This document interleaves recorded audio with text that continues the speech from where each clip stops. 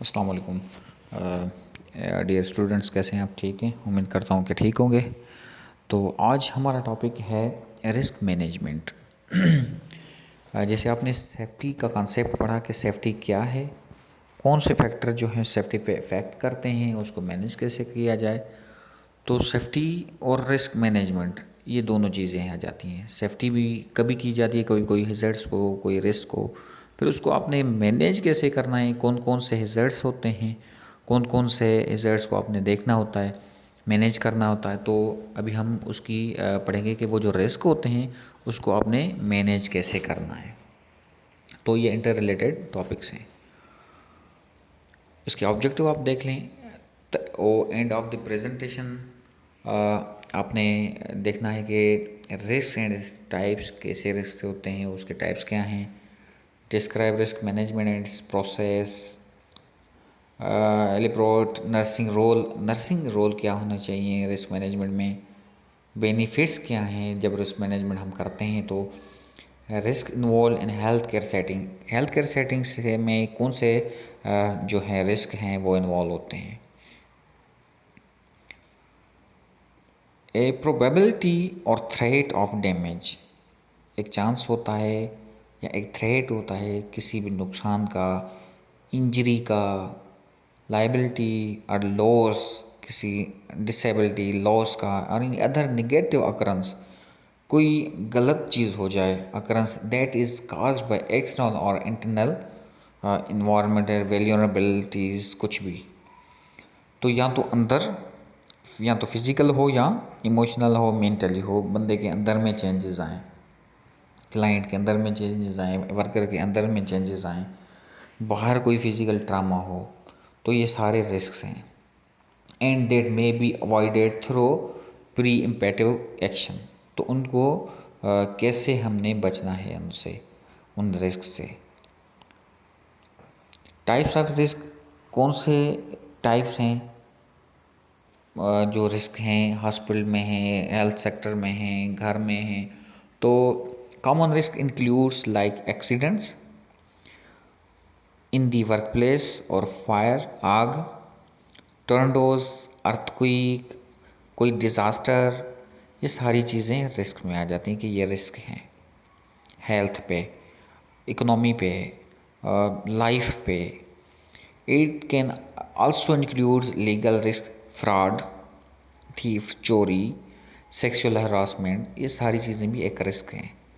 Risk can also be relate to business practices, uncertainty in financial marketing, failure in project, credit risk और security, shortage of data and record.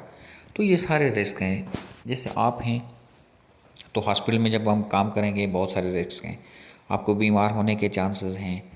आप मिसाल के तौर पे अगर इस ऑर्गेनाइजेशन में आप पढ़ रहे हैं, आपके प्रॉपर टाइमिंग पे आपके पेपर ना हो, सप्ली हो या फेल हो जाए, तो ये भी एक रिस्क है। तो इससे मैनेज करना है, इससे बचना है। तो ये एक टाइप ऑफ रिस्क हैं। अच्छा, इनको अब रिस्क मैनेज कैसे किया जाए? देखें, ये फिगर बहुत अच्छी समझाई गई है कि आप इन सब चीज़ों को एक इक्विलिब्रियम में रखें, एक स्टैटिक स्टेज में रखें। की डेफिनेशन क्या है रिस्क मैनेजमेंट की? कि द प्रोसेस ऑफ आइडेंटिफाई, एक तरीक़ेकार है निशानदी करना, इन कंट्रोलिंग, और उनको कंट्रोल करना, किसको? हिजर्ट्स को, टू प्रोटेक्ट द फोर्स, तो उसको प्रोटेक्ट करना है किसी बड़े डैमेज से, किसी बड़े नुकसान होने से। हिजर्ट्स खुद क्या है? एनी रियल और पोटेंशियल कंडीशन, एक रियल या पोटेंशियल कंडीशन है डेट पर्सनल और डैमेज और लॉस ऑफ इक्विपमेंट और प्रॉपर्टी और मिशन डिग्रेडेशन। तो मतलब हिजर्ट्स मतलब एक ऐसी चीज़ अनोखी जो हो, या इंजरी करे, या बीमार करे, या डैमेज करे, या लॉस करे, ये एक हिजर्ट्स होता है। Its 5 step represent a logical thoughts process from which users develop tools, techniques and procedure for applying risk management in the area of responsibility। 5 किस्म के जो स्टेप्स हैं हम लेते हैं किसी भी रिस्क को मैनेजमेंट करने के लिए। तो वो कौन से हैं 5? स्टेप 1 है रिस्क मैनेजमेंट प्रोसेस में स्टेप 1 क्या है? आइडेंटिफाई हिजर्ट्स, किसी भी हिजर्ट्स को आइडेंटिफाई करना है, किसी भी नुकसान को पहचानना है। Identify hazards to the force, consider all aspect of current and future situation, environment and non historical problem areas. आप उनके पास्ट को भी देखें, प्रेजेंट को भी देखेंगे, फ्यूचर को भी देखेंगे, ये रिस्क है क्या। जैसे कोरोना है, पहले नहीं था, अब है, आगे कितना चलेगा, क्या चलेगा, तो आइडेंटिफाई करना है इस रिस्क को। उसके बाद असेस रिजल्ट, आपने आइडेंटिफाई कर दिया कि ये कोरोना है, उसको असेस कैसे करेंगे, लैब डायग्नोज जब हम कराते हैं। Assess result to determine risk, उनके रिस्क कौन से हैं। Assess the impact of each result in term of potential loss cost based on probability and severity, कितना सीवियर जा रहा है वो, ठीक है। तो उस चीज़ को देखना है कि ये कितना बढ़ रहा है, इस पे कितना हमारा नुकसान हो रहा है, कितने हमारे पैसे खर्च को हो रहे हैं और इसमें कितनी सीवियरिटी आ रही है। तो रिजल्ट्स को आपने असेस करना है कि इसकी फ्रीक्वेंसी कितनी है, ये कितनी तेज़ी से फैल रहा है। Number 3, develop control and mess risk decision. अब आपने स्टेज 3 पे उसको कंट्रोल करना है, कंट्रोल मेजरमेंट आप लेनी है, डेवलपमेंट कंट्रोल मेजर आपने लेने that eliminate the results reduce risk factors. तो उसको आपने मेजरमेंट लेनी है, कंट्रोल मेजरमेंट। कंट्रोल कोरोना की कैसे, जैसे पीपीज हम यूज़ करते हैं, पेशेंट को सेफ रखते हैं, आइसोलेट रखते हैं, तो ये सारी मेजर्स हैं प्रिकॉशंस की कंट्रोल करने की। और मेडिकेशंस हैं उससे, वैक्सीन है उससे, ये हम सारी चीज़ें कंट्रोल मेजर ले लेते हैं कि ये कंट्रोल मेजर है। फिर आगे जाकर उनको इम्प्लीमेंट करते हैं कि वो दवाई भी देते हैं, पीपीज यूज़ करते हैं, पेशेंट को आइसोलेट करते हैं। इस control measure are develop risk are evaluated until the all risk are reduce to level where benefits outweigh potential cost. इसका यही मतलब है कि आप कंट्रोल मेजर प्रॉपर लें। उसके बाद उन तमाम कंट्रोल मेजरमेंट को आप क्या करें, एक्शन में ले आएँ। Put controls in place that eliminate the hazards और reduce there risk.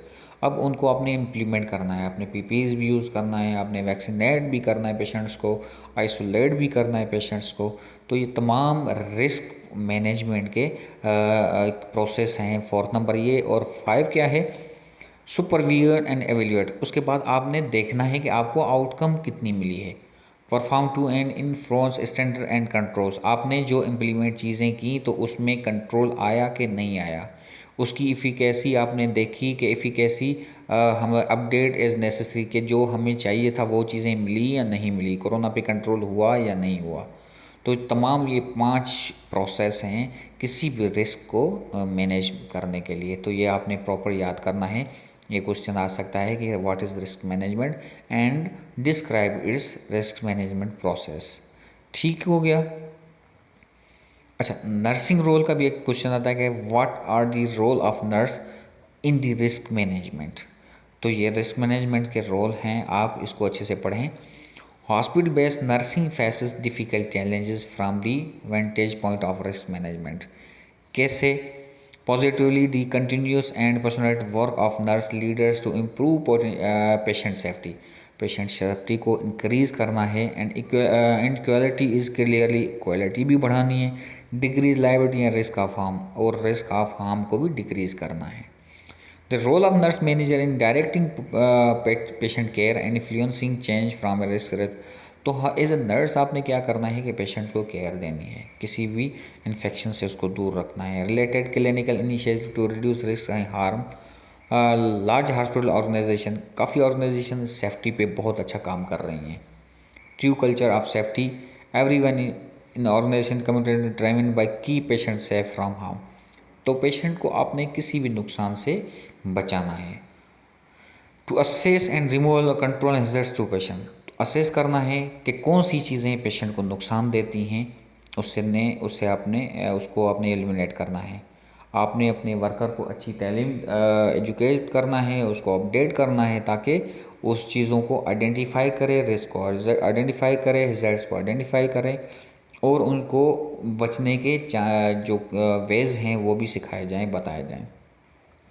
Interest in continuous learning and committed to staying informed and regularly, continue उसको लर्न करना चाहिए कि किस चीज़ों के रिजल्ट्स होते हैं और उनको कैसे कंट्रोल किया जाए।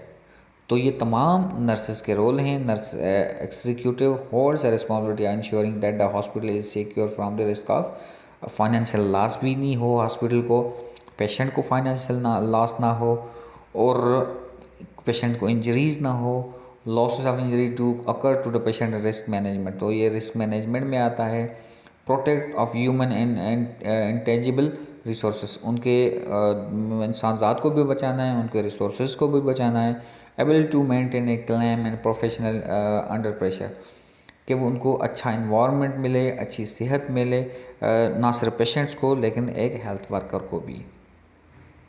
Talent for learning and facilitate groups and team में काम करे, टीम फैसिलिटेट करे, टीम बनाए, टीम को मतलब प्रॉपर उनकी जो है ग्रोथ हो, प्रॉपर उनको नॉलेज हो रिस्क मैनेजमेंट की। Attention to detail and analytical skills वही चीज़ आ जाती है कि उसकी कम्युनिकेशंस अच्छी होनी चाहिए, उसकी स्किल्स अच्छी होनी चाहिए, उसकी किसी चीज़ को प्लान करे, उसको कोऑर्डिनेट करे, उसको इम्प्लीमेंट करे, और उसके बाद उसकी प्रॉपर जजमेंट उसको आनी चाहिए, डिसीशन मेकर हो। तो ये तमाम रोल ऑफ नर्सेस भी आ जाता है इनमें किसी भी रिस्क मैनेजमेंट के लिए। प्रोटेक्ट ऑफ फाइनेंशियल असिस्ट, ये सारी चीज़ें, prevention of injury to the patient, visitors, employees and property loss, prevention of prevent incidents, कोई भी इंसिडेंट्स पैदा हो तो उससे कैसे बचना चाहिए। Review of each incidents, her incidents को आपने देखना है, उसको रिव्यू करना है, स्टेप बाय स्टेप उनको मैनेज करना है। पहले आइडेंटिफाई करना है, फिर एनालाइज करना है, उसके बाद इम्प्लीमेंट करे के एवेल्यूएशन देखना है, रिस्क मैनेजमेंट ट्रीटमेंट देनी है प्रॉपर। तो तमाम ये रोल ऑफ नर्सेज हैं। बेनिफिट्स टू मैनेज रिस्क, कौन से बेनिफिट्स हैं दो रिस्क को मैनेज अगर हम करें तो हमें बेनिफिट्स कैसे मिलते हैं। जैसे हमारा टाइम बच जाता है, हमारे रिसोर्सेज बच जाते हैं, हमारी प्रॉपर्टी बच जाती है, हमें पब्लिक इमेज ऑर्गेनाइजेशन की अच्छी हो जाती है, लीगल लाइबिलिटी बहुत अच्छी आ जाती है, प्रोटेक्ट पीपल फ्रॉम हार्म, लोगों को नुकसान से हम बचा देते हैं, इन्वायरमेंटल को बचा देते हैं, क्लियरिफाई इंश्योरेंस नीड्स, हम नीड अपनी पूरी कर लेते हैं। तो ये तमाम बेनिफिट्स हैं किसी भी रिस्क को मैनेजमेंट करने के लिए। Risk involve in health care setting, health care settings में कौन से रिस्क पाए जाते हैं। Hospital today faces various types of risk, आजकल बहुत रिस्क होते हैं हॉस्पिटल में। कैसे, to determine success of the failure of the organisation, जो ऑर्गेनाइजेशन को अच्छा भी बनाती हैं और बुरा भी बनाती हैं।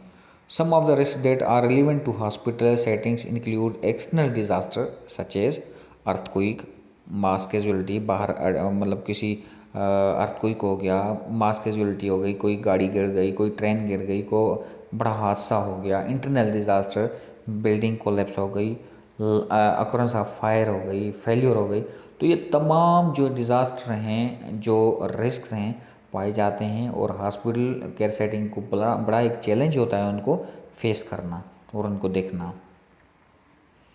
इन health care setting possible hazards कौन से हैं। टूल्स, इक्विपमेंट्स, इलेक्ट्रिसिटी, लाइट है, टूल्स हैं, इक्विपमेंट जो हम यूज़ करते हैं, इलेक्ट्रिक इक्विपमेंट्स यूज़ करते हैं, सर्जिकल इक्विपमेंट्स यूज़ करते हैं, जो हम केमिकल्स यूज़ करते हैं क्लीनिंग के लिए, डिसइंफेक्टेंट के लिए, biological agent such as airborne and blood borne disease, जैसे कोरोना वगैरह हो गया। काफ़ी चीज़ें ऐसी हैं जो पेशेंट के ब्लड टू ब्लड ट्रांसफ़र होती हैं। हैंडलिंग एंड मूविंग, किसी बड़ी चीज़ को हैंडल करना, उठाना, किसी दूसरी जगह पे ले जाना, तो उसके गिरने के भी चांसेस होते हैं। अगर वो चीज़ें गिरती हैं तो टूटती हैं तो फिर वो ज़ाहिर बात है ट्रामा भी करती हैं। एंड फिज़िकल वायलेंस हो गया, psychological hazard such as stress, drug administration, immobility, reduce mobility of the client. तो तमाम ये हेल्थ हिजर्ट्स हैं जो हॉस्पिटल में पाए जाते हैं। तो ये रेफरेंसेस हैं। तो अपनी कॉन्सेप्ट ऑफ सेफ्टी देख लिया, कौन कौन से मैयर थे, रिस्क मैयरमेंट, अपने रिस्क मैनेजमेंट क्या चीज़ थी, हिजर्ट्स क्या थे, एक रोल ऑफ नर्सेस क्या है, कैसे उसको आइडेंटिफाई करना है, उसका प्रोसेस क्या था, फिर उनको मैनेज कैसे किया, हॉस्पिटल में हिजर्ट्स कौन से हैं। तो ये तमाम चीज़ें हैं जो आपने अच्छे से दोनों लेक्चर्स को पढ़ना है अच्छे से और इनको समझना है। जो चीज़ नहीं आए तो आप मुझसे पूछ सकते हैं और काइंडली अपनी इन चीज़ों सिर्फ स्लाइड पे ना जाएं, अपने बुक्स भी खोलें। बुक में भी बहुत अच्छी चीज़ें लिखी हो जाती हैं, नेट से आपको बहुत अच्छी चीज़ें मिल जाती हैं। तो वो बुक, नेट और ये स्लाइड्स मिला के आप बहुत अच्छे से अपने नोट्स भी बना सकते हैं और अच्छा पढ़ भी सकते हैं, जो पेपर में आप अच्छा लिख भी लें। ठीक है, thank you all of you.